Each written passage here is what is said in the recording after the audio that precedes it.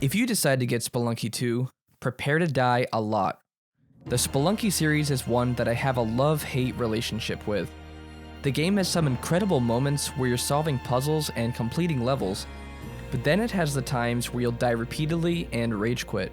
Yet, despite getting annoyed at the game, I find myself booting it back up almost immediately after. I'm Jay from Cubold Gaming, and today I'll be giving you our review of Spelunky 2. The first time I ever played the first game, Spelunky HD, was on PS4, when I got it free on PS Plus. I played it a little bit here and there, but never really got into it. In the middle of 2020, I watched a video on YouTube explaining all of its insane secrets and nuances. Because of that video, I decided to give the game another shot. It didn't take very long for me to get hooked on it. At first I thought it was the average platformer, but I was very wrong about that. After playing the first game quite a bit and getting decently good at it, I knew I had to get the second game. This roguelike game definitely isn't for everyone. The Spelunky series has the reputation of being insanely hard due to its unpredictability. Even after becoming good at the game, you'll find yourself dying in ways you didn't even think were possible. The goal of this review is to show you all of its features, compare it to Spelunky HD, and help you decide whether the game is worth buying or not. The first and most important aspect of the game is the gameplay. Spelunky 2 has a very minor story that's only really there to explain some of the gameplay. The basic story that you need to know is that you play as the daughter of the explorer from Spelunky 1, and you blast off to the moon to save your lost parents. Once you get past a few cutscenes at the beginning and play the tutorial, you'll jump straight into the action. If you played Spelunky HD, you'll immediately see how much more difficult it is than the first game. You play as an Indiana Jones style character armed with a whip, with the goal of getting to the exit at the bottom of the map. Except for the brief tutorial, you'll mostly be in the dark about most of the mechanics. Every single thing in this game has the potential to be deadly, including rocks just laying on the ground. Besides all the bats and skeletons and spikes, and arrow traps from the first game, you now have these annoying rolly guys that do a ton of damage, as well as these horrible moles that burrow out at the worst possible times. I mean, the beginning stages are so hard, it could take you a solid few hours to actually beat the first area. I had a good understanding of the mechanics of Spelunky HD, and even then, it took me a while to figure out how to pass the levels. This game is the perfect sequel to the first game. It takes the mechanics from the previous game and modifies them just enough to feel fresh. A lot of the strategies from the first game just don't work anymore, forcing you to relearn a lot of the mechanics. For example, the game now has ghost pots, and breaking those pots will give you a valuable diamond. The downside is that breaking the pot summons a ghost that'll one-shot you. Including things like this forces you to plan ahead carefully if you want the extra money. Instead of the damsel from the first game, you now have a pet that you can save, which will give you an extra life at the end of each level. Extra lives are extremely important in Spelunky 2, but there are some threats like spikes and lava that can end your run instantly. The gameplay is extremely simple on the surface, but there are so many little nuances that it'll take hours to master them. Before I compare the two games in depth, I want to briefly ask you to like the video and subscribe to Cubold Gaming. We also have a gaming podcast called Cuboldcast, where the three of us discuss our thoughts on various games. If you're interested in hearing that, then check out the link in the description. People who are most interested in Spelunky 2 are usually those who played Spelunky HD, so I wanted to briefly cover a few things that are similar, along with a lot of the new additions. Some levels from Spelunky HD have been brought back with updated enemies and layouts, which gives it a similar feel while also managing to stay new. The game's mechanics are nearly identical, but they've made the change that you can now sprint all the time. This was difficult for me to get used to because at first I was used to holding the sprint button. Once I got used to it, it actually felt better than the first game's movement. The same old shops are also in the game, but the shopkeeper mechanics are now updated. They're more aggressive and can climb ladders, and will actually gang up on you with other shopkeepers if you kill them too many times. There are also brand new types of shops such as challenges or casinos.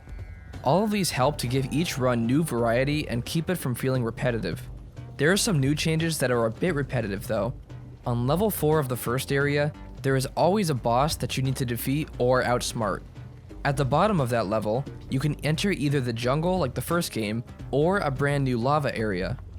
Even though you have the choice of going to two different areas, you can always expect the boss to be there. The same types of shortcuts are back from the first game, except for one extremely annoying shortcut challenge that was a bit tedious to complete. Spelunky 2 introduces new liquid mechanics. Liquids like water or lava will actually flow down to the bottom of the map, instead of instantly evaporating like Spelunky HD. This forces you to be exceptionally careful in maps with lava, because sometimes you can accidentally block the exit. Along with the lava, there are so many more ways to die that it's almost overwhelming. Literally everything you do could result in a death. Sometimes a chain reaction will occur that'll end you before you even got a chance to see what happened. The brand new mounts can also be both a blessing and a curse. The rideable turkeys can be brought to the NPC collecting them, who will then give you access to his treasure. They can also be blown up or burnt to cook them, instantly giving you an extra life. Other mounts like the rock dog or the axolotl can actually hinder your run by shooting you with projectiles. If you jump on them and tame them, they're valuable to use for disarming traps or double jumping. One thing I miss is the music variety from Spelunky HD. The music in both games is amazing, but I can't help but feel that Spelunky HD had much more variety. If there was some sort of mod to add the first game's music to the second game, then it would be perfect. It's not a huge deal since the music in 2 is still great, but a lot of the Spelunky HD players feel the same way. Overall, Spelunky 2 has a much more polished and high quality feel to it. I tried going back to Spelunky HD, but it honestly felt like it was missing a lot of content. Don't get me wrong, Spelunky HD is a great classic game, but I personally feel that it was improved upon in nearly every way.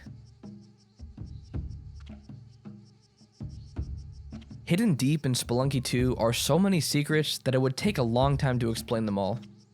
There are locations so hard to get to that it takes a 10-minute video just to explain how to get there, and that's assuming that you can survive long enough to even go there. Part of the huge appeal of Spelunky HD was because of everything hidden deep in the game. Without a walkthrough, it would take you dozens of hours to figure everything out on your own.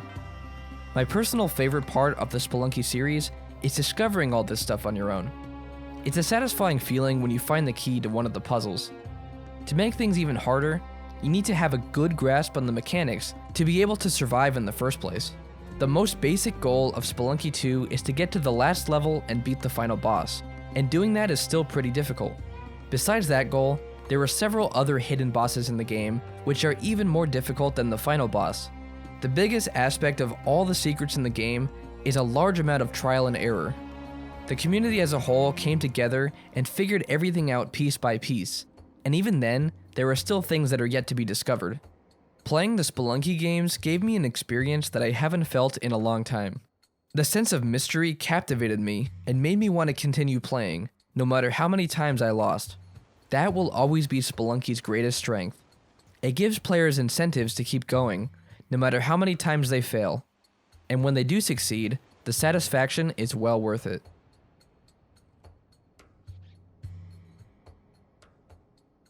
While Spelunky 2 might seem like a game that would get repetitive, it manages to feel like a new experience every single time you start a new run.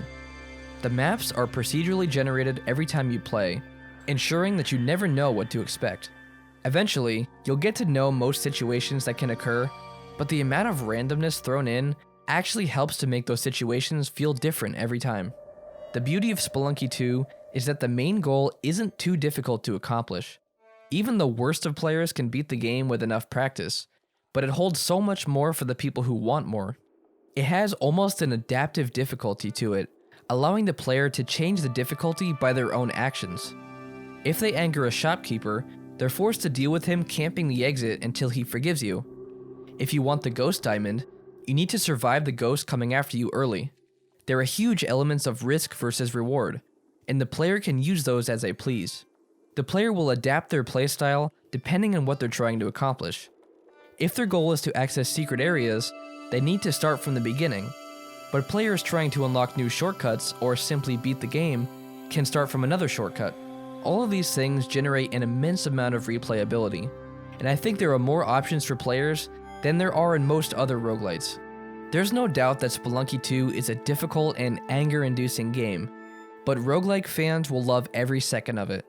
As players become more skilled at playing, the game becomes even more exciting. Eventually, they'll learn that nearly every failure is their own fault, and they'll use that to learn what not to do. I personally believe that Spelunky 2 is an amazing sequel to Spelunky HD. If you've never played any game in the series, the second game is perfect to start with. Thanks for watching Cubold Gaming. We'll see you in the next video.